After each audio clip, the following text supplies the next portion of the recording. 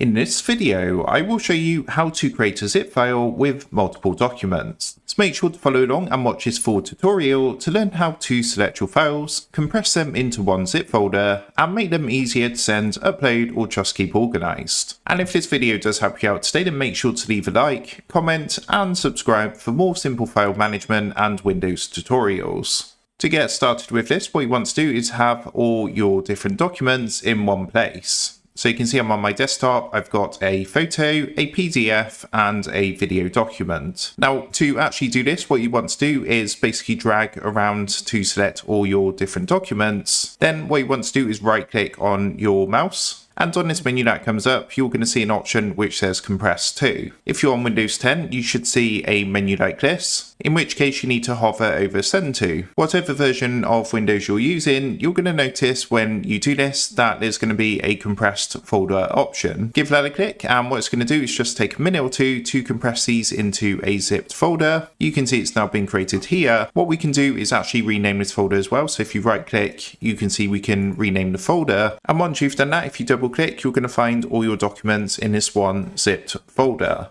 So that's how to create a zip file with multiple documents. With that being said, I hope this quick tutorial did help you out today. And if this did help you out, I would really appreciate it if you was to consider dropping down below the video, leaving a like, and also subscribing to the channel. With that being said, I just want to take a minute to thank you guys for watching this quick tutorial, and I will see you in the next video.